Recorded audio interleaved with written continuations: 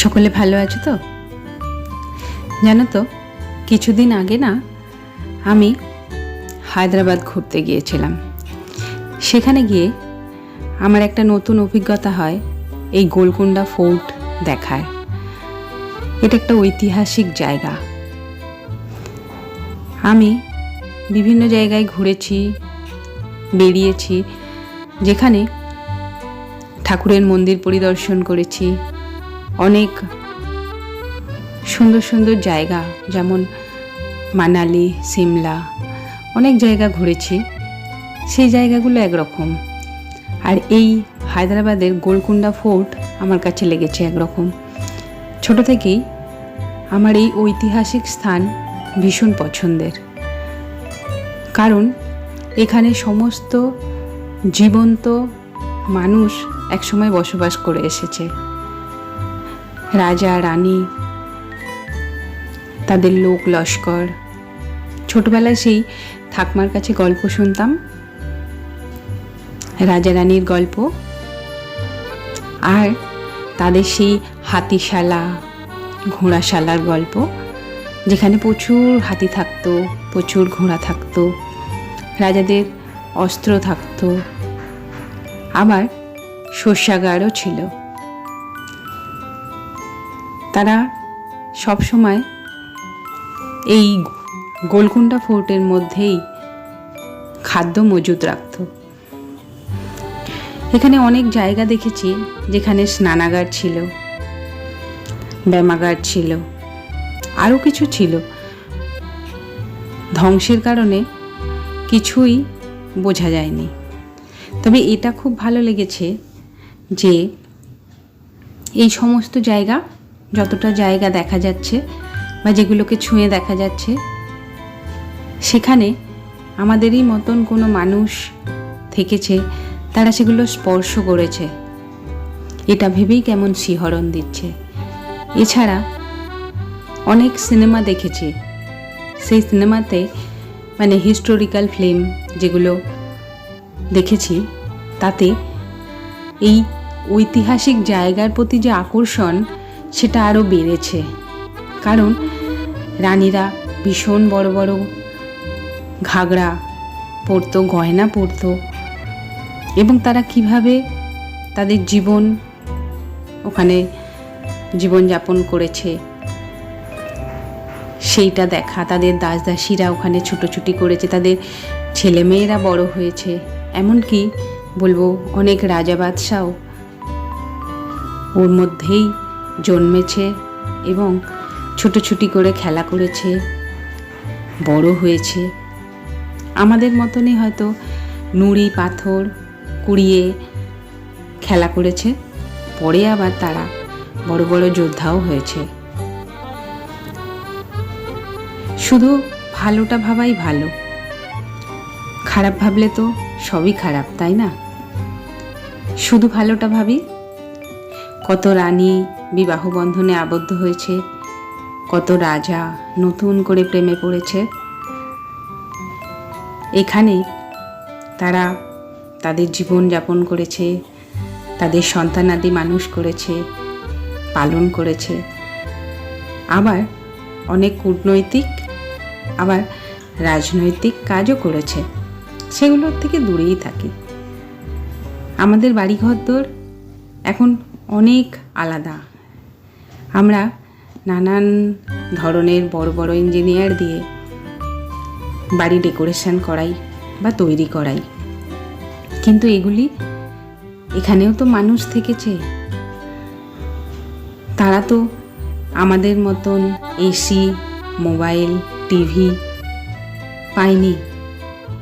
এর মধ্যেই বড় হয়েছে, এর মধ্যেই কত দুঃখ, কত কান্না, কত বেদনা লুকোনো আছে। সেগুলো হয়তো থেকেই যাবে। এই দুর্গই সেটা বহন করে তার ভার না রক্ষা করতে পেরে একদিন হয়তো ধ্বংসের দিকে চলে যাবে। কিন্তু যতক্ষণ আছে, হয়তো এরই মধ্যে কিছু ভালোবাসা ছিল, যার জন্যে এটি এখনো দাঁড়িয়ে আছে।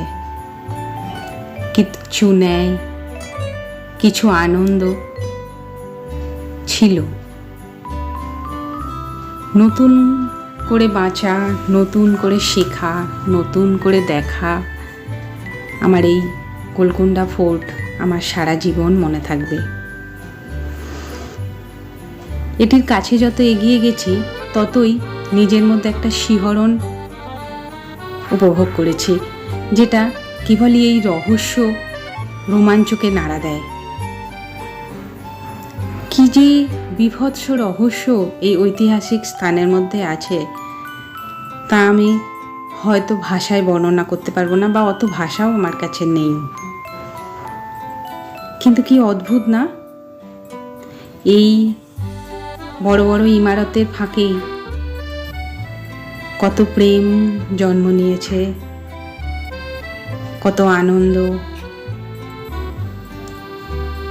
কত জীবন তৈরি হয়েছে।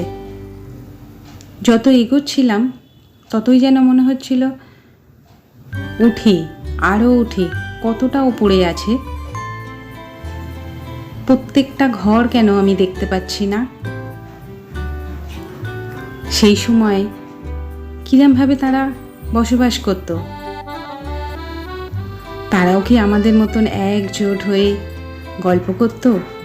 মায়েরা সবাই, মা কাকিমারা যেরকম একজোট হয়ে গয়না কেনে, একজোট হয়ে শাড়ি কেনে, তারাও কি তাই করত? তাদের জীবন কিভাবে যেত? এত প্রশ্ন আমাকে ঘিরে ধরছিল। ইতিহাস তো ইতিহাসই, কিন্তু আমি যেন এই জায়গাটাকে নতুন করে খনন করছিলাম। আমার কাছে এটা নতুন, আমি প্রথম দেখলাম এই ফোর্ট। তবে ঐতিহাসিকরা ঐতিহাসিকের মতন করে খনন করে, আমি আমার মতন করে খনন করছিলাম। খুঁজে বার করবার চেষ্টা করছিলাম কোথায় আছে সেই ভালো লাগা, ভালোবাসার ছোঁয়া, ছোট্ট মনের প্রেম, ছোট্ট আদুরে দুটো হাত মায়ের কোলে। যেন মনে হচ্ছিল এগোই, শুধু এগোই, একটা জায়গাও আমি বাদ দেবো না যেখানটা আমার না দেখা থেকে যায়। ছোট্ট ছোট্ট পায়ে এই এত বড় বড় সিঁড়ি ভেঙে নিশ্চয়ই কোনো শিশু উঠেছিল ওপরে, নেমেছিল। তারা নিত্যদিন এখানেই ছুটোছুটি করত, তাদের কাছে পুরো জায়গাটাই ছিল পরিচিত। আর আমরা তো এখানে পুরোটাই নতুন, অপরিচিত। তবুও যেন রহস্যর আর রহস্যই কেবলই ঘনীভূত হচ্ছিল। মনটা ভরে উঠছিল এই ভেবে যে আমি কোনো ঐতিহাসিক স্থানে দাঁড়িয়ে রয়েছি। আমি আর কিছু ভাবতে চাই না। অনেক খারাপ আছে, অনেক মন্দও আছে, যেগুলোকে জায়গা দিলে আমার এই ছোট্ট একটু ঘোড়া মন্দ হয়ে যেতে পারে। তাই শুধুই ভালো লাগাটাকে স্মৃতি করে রাখলাম। আর আমি চাই যে আমার এই স্মৃতিটুকু আমার মতন করে তোমরা সবাই দেখো, তোমাদের সবাইয়ের ভালো লাগুক। তোমরাও হয়তো প্রত্যেকেই যাবে এই গোলকুন্ডা ফোর্ট দেখতে, কিন্তু ইতিহাস পড়ে নয়, নিজের মতন করে এই গৃহটাকে দেখো, সুন্দরভাবে উপভোগ করো। দিনটা তোমাদের কাছে সুন্দরভাবে কাটবে।